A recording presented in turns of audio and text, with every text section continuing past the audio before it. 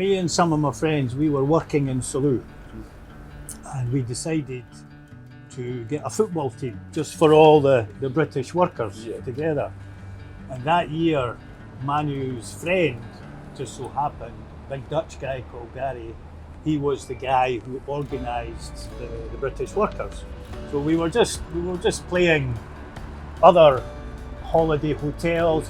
He would have been late 40s, he was retired, and he just got to know us by going into the bar that Gary Hampton ran. And Gary told him basically, we're getting a football team together, we're going to play against local teams, whatever. So he came along and he watched and he loved it, he just loved it, and he did have a great affinity. Most of the team was made up of Scots from Edinburgh. And we were all about SD Loco and all that, and he loved it, he just loved the passion. Yeah. And he never really took to speaking English, and we couldn't really speak Spanish. But we just got on, it was crazy.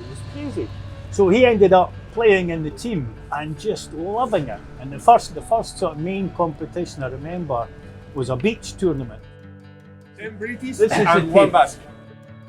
And of course it was played about 1 o'clock in the afternoon, so it was the hottest time. It was 5-a-side, 7-a-side, and we'd progressed because we had a really good team. We were just beating other teams, so we started playing against a better standard of team, local Spanish teams, university, Salou University team. So we kind of progressed, and we ended up being a lot better because he went in goals. And he was brilliant. Oh, it was fantastic. I was living in America at this time. Still very fit. He was still very fit. So with this beach tournament, which I remember, the pitch was completely surrounded with mostly Spanish fans, and they knew that we were a British team, and they didn't really take too kindly to us. And we had Manu in goal, so he could understand everything, and we are getting, as you can imagine, all the comments. So we couldn't understand. We were just playing away, and then we heard this stramash, good Scottish word. Means a fight. We turned round and we looked, and Manu's in the crowd. Fighting, because he understands the Spanish. And he just had enough of us being abused. He was so passionate about it. Anyway, I think we got beaten in the final, and it just progressed from there. We played in the local university. I've got a couple of pictures. Local university ash pitch, not grass. And then it was 11-a-sides, and it just progressed from there. He played a lot of most of the times he played goals, but he would sometimes come out because he got a bit old. It's the language of football.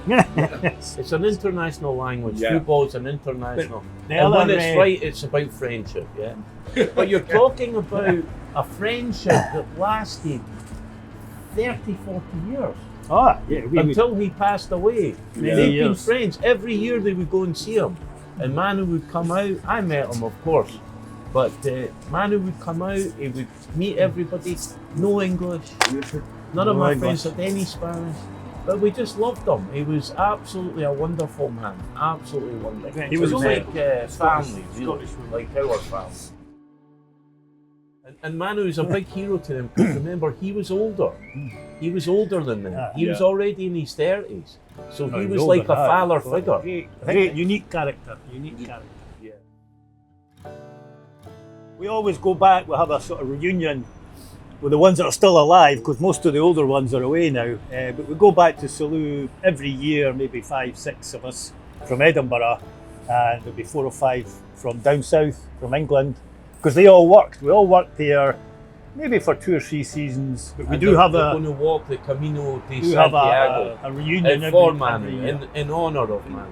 We went in October, and after a few beers, I don't know, we started talking about it. Oh, we should do a walk. And somebody mentioned the Camino, and before we know it, it's all organised, it's booked. So that's September this year. There's about 10 of us that are going to do it. So. And Joan, who's Manu's wife, ex-partner,